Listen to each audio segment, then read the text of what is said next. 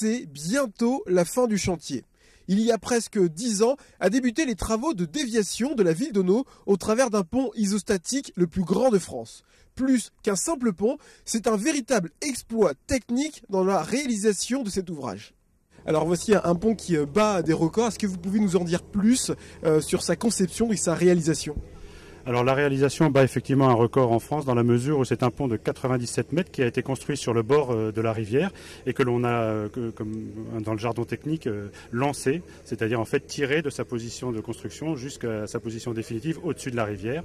Et c'est un record dans la mesure où la passe vide fait 97 mètres, ce qui est la plus longue jamais lancée en France. Alors, le terme exact, c'est un pont isostatique. Isostatique, oui. Isostatique, ça veut dire que c'est effectivement un pont qui tient tout seul sur ses deux appuis. Alors un pont qui a été dessiné en fonction de l'habitat, parce qu'on est passé au-dessus d'un site archéologique qu'il a fallu évidemment protéger. Tout à fait. Donc au départ, pour les questions d'environnement et notamment de loi sur l'eau, le pont ne devait faire que 35 mètres de long, mais on l'a agrandi jusqu'à 97 mètres pour enjamber une zone de vestiges archéologiques qu'il fallait préserver. Alors Monsieur le Président, vous venez de visiter l'installation. C'est toujours une satisfaction de voir des chantiers comme cela prendre fin ?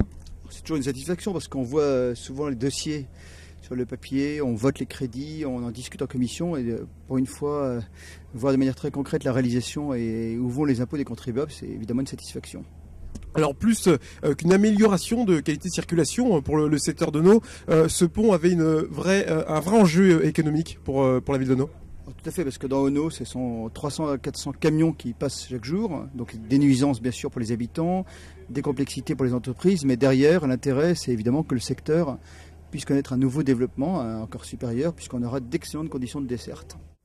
Depuis longtemps, les Aulnaisois, les habitants d'Auneau, attendent ce pont avec impatience. La fin de cet énorme chantier semble réjouir commerçants et habitants.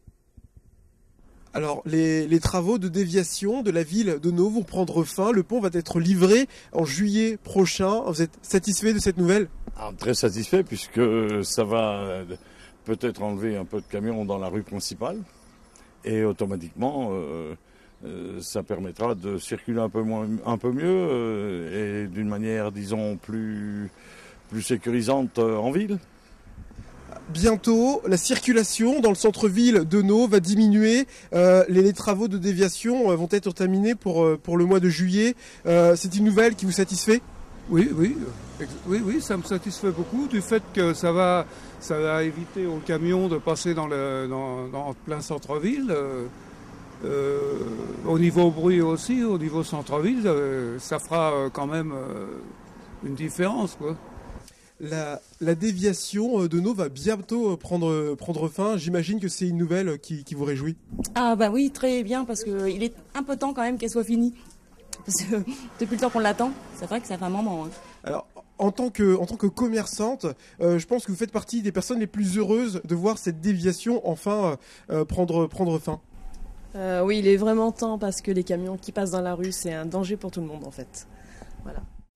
En 5 ans, près de 300 aménagements de sécurité ont également été effectués, ce qui fait en moyenne 60 projets par an financés par le Conseil général d'Eure-et-Loir.